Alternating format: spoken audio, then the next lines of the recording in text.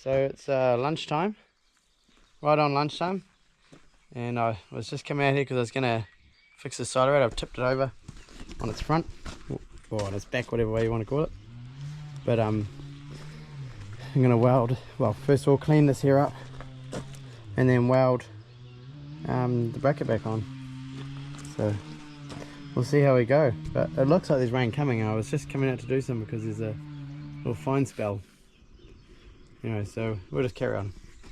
Just get on with it.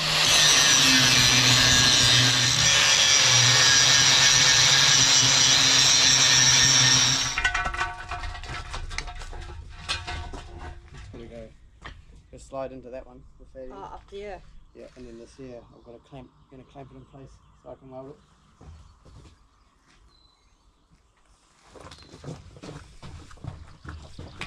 It's not the lightest piece of... No, it's definitely not. You need to bring that up anyway. Keep turning on me. Nope. Hold on, hold on. I'm in. Right. Just got to come back, just wait. We've got to come over this way, I think. Yeah, I'm just giving you And my how far through is it through? all the way. So it can come back towards me a little bit. Out there. Okay.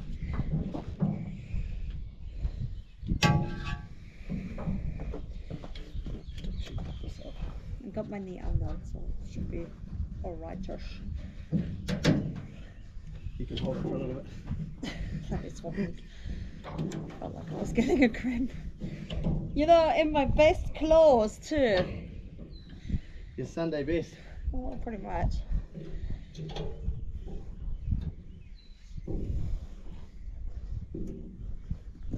Should be about right. Is that where it needs to be? I might tap that over a bit, but it'll be. I should be able to do it with that little clamp there. Are you sure? Yeah. Yeah, I'll just tap that around. It's not quite straight.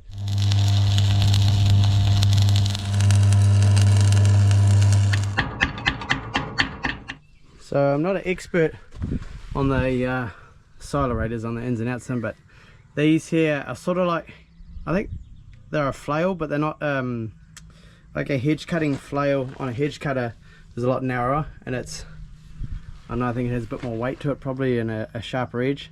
These here, some of them are better than others. Like that's a nice edge there. It's not sharp, doesn't need to be sharp, it's not cutting class, but that one there is just pretty lumpy. But yeah, so I was talking about having a cutter bar in it. My understanding is this here is not a cutter bar, this is more to do with the draft. So you try and have this here close to the flails, and that creates the updraft to blow it up the chute, I believe. But there is such thing as a multi-cut silorator, I believe. I don't know where the cutter bar goes, or maybe that is the cutter bar. If anyone can answer that question. Yeah, because one of the silorators, I'm pretty sure it has multi-cut written there, but the chutes have all been changed, all different chutes. That one there's been rebuilt, that chute. It's had a new liner put in the top of it. Yeah, so yeah, if anyone's got any answers on that. There's been people commenting about running these here at like on 1,000, so they're nearly 1-to-1 I guess the rotation is 1-to-1, and doing bigger windrows and yeah, picking up more, going a bit faster. But we just choose to use the UFO mower because it takes I think it's a 2.1 UFO mower, so it takes 2.1 meters into a row in the middle, and we just pick that up. Just means you use, you can use faster gear and just keep moving. If we were to do use a rake and rake them into bigger windrows, it'd be a lot slower the way these are set up. So the way they're set up at the moment is you just keep moving, just go for it as fast as you can go. Yeah, but if we were to do bigger windrows, then we'd definitely need to probably go slower or speed these up. Yeah, one or the other. So I'm not sure. It works. You can see it works for the way we're doing it. So yeah, there was a couple of questions on why we don't roll it up. Yeah, well, that's why that's how we do it. And I guess know, it's another machine we have to buy and maintain. But we do have a rake, obviously we could use the rake to do it, but yeah, that's just how we do it. So I'm going to stand it back up, and then I'm going to weld the top weld across here on the other one. Actually, I don't even think it's been, it has been welded, that one. But yeah, I'm going to weld across here. My welds aren't too flash. I was trying to build it up, get a bit of weld on there, and I was going across like that, but it's too wide and it looks ugly. So then I started just doing smaller passes backwards and forwards, and that looks a lot better. It's obviously not perfect. I'm definitely not a welder by trade. So yeah, I'm going to tip it over now and weld the top.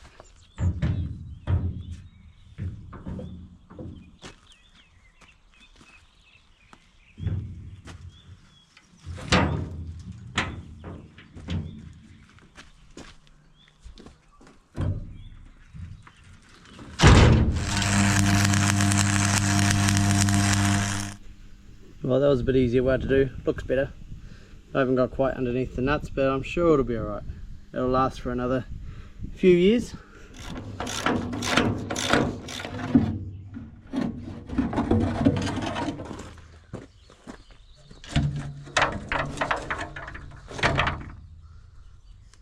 Everything looks good. For what we're doing, we've actually already sped them up. We have put the big pulley on the drive, small one on the drum, so that'd be right. Yeah, the big one makes it go faster. Yeah, because if we did buy it, one of the silorators we brought had the small pulley up here, and we figured that they were probably running it on 1,000. Correct me if I'm wrong. Yeah, so I just took the cover off. There was a bit of grass sitting in here, so I've just pulled the grass out of it, but it's all sweet. I didn't expect anything to be wrong. I was just checking it, so put it all back together. So when I was in town before, I just got some new spring washers, because that one there had actually undone. There was no spring washer on it, so I thought if I get a couple of spring washers, it should help a bit.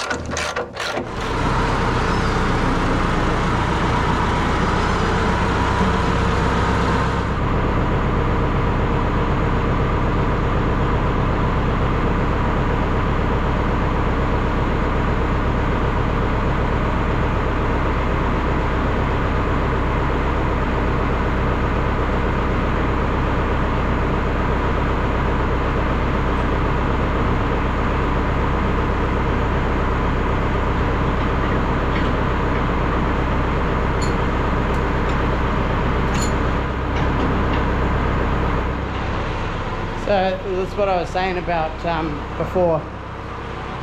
This one here says fine cut forager. I'm not sure why. I suppose it's a cutter bar. I don't know where the cutter bar goes. I always thought it was the bar that I was pointing to earlier, being like the draft bar, but which is that one there, which may be. Actually, that one there has got a little bevel on it. It's got a bevel on that, on the face on the other side, so it's different to this one. That there must just be a draft bar, whereas that's actually a cutter bar. Maybe someone can tell me what it actually means.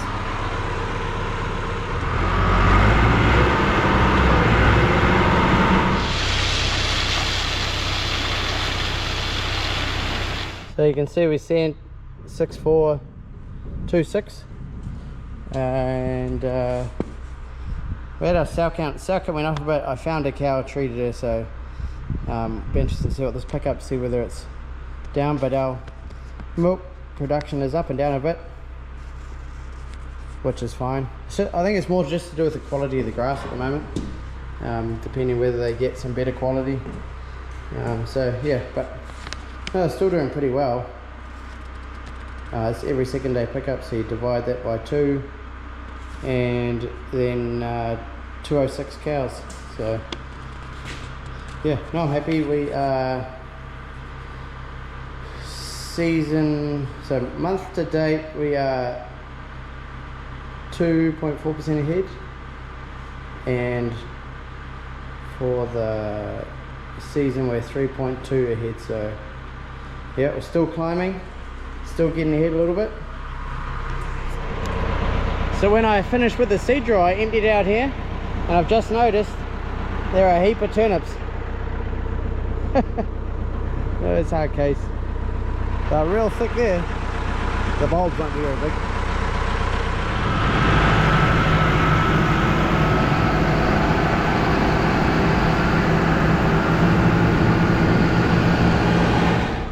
He's got his hair on.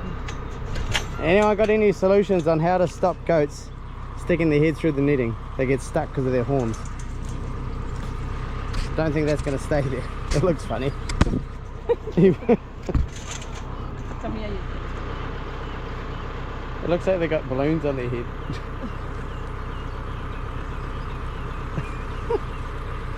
Oh well, I'll leave them like that for a while.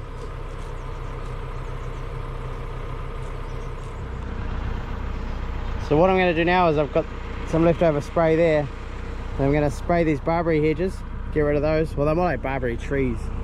They're not really a hedge over here. Bit of gorse over there on the fence sign. There's also some ragports that I can't spray on the bike, and I'm going to spray all these fox gloves as well, try and get rid of those. So yeah, I guess there's nothing else to do apart from get on with it.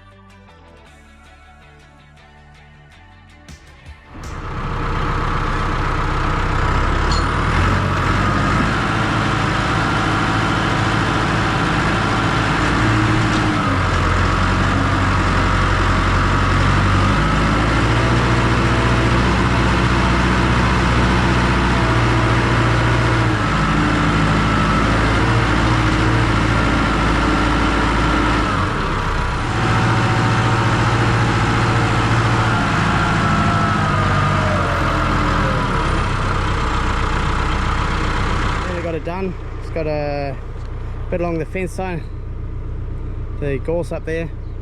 Otherwise everything else sprayed. So yeah, like I said before, these will take a bit to die, but over time they will die.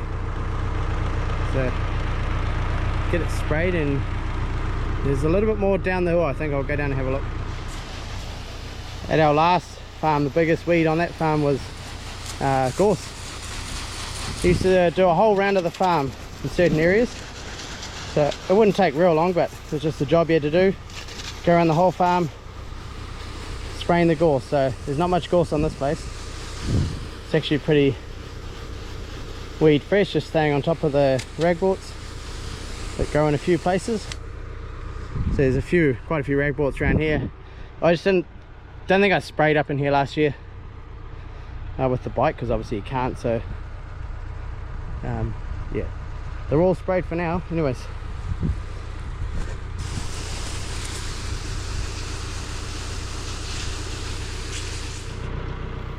Well, it's a good result. Got these all sprayed. There's quite a few ragworts in here too, because you can't get the bike in here, so you're always going to find a few where you can't get the bike. So yeah, now going to shift the cows, and then we're done for the day. Tomorrow we're going away for a weekend, so looking forward to that. We've got a long weekend, Thursday, Friday, Saturday, Sunday. So Nathan's going to be milking for us. So yeah, looking forward to that. It looks like we might be in for a bit more rain. It's that afternoon rain just yet. It's got humid, so it needs to rain. So hopefully. Alright, just going to shift these cows. Hi girls. Chat Sparkle.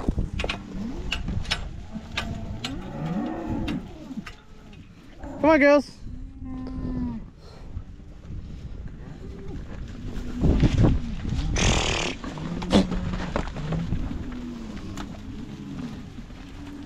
They nearly tried to do a runner on me.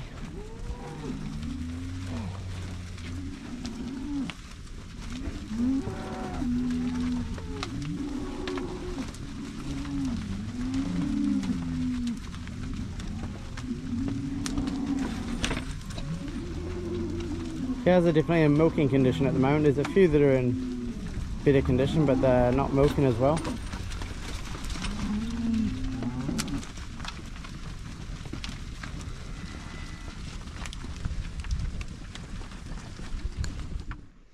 Well, they'll be happy in there for the evening. So when you go away for a few days as a farmer, it actually takes quite a bit of planning.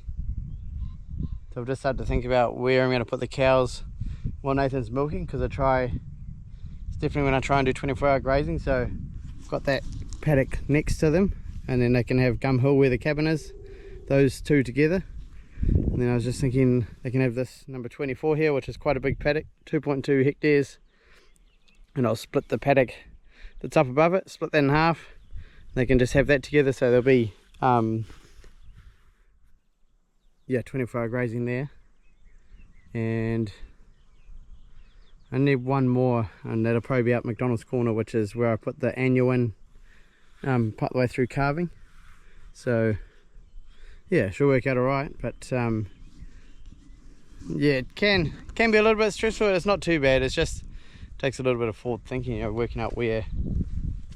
And the great thing is this time of the year generally don't look too much what's in the paddock, you just feed them, that's the main thing. So yeah, they're getting pretty well fed at the moment. It's definitely a little bit seedy. It tends to be more seedy up here, like back towards the cow shed where I've got new grasses. They don't go as seedy as quick, so yeah, the quality is definitely better, you know, down the front of the farm. So yeah, well, that's gonna be it for this video. It's actually been a pretty good productive day, so yeah, I will catch you somewhere else on the farm. See ya.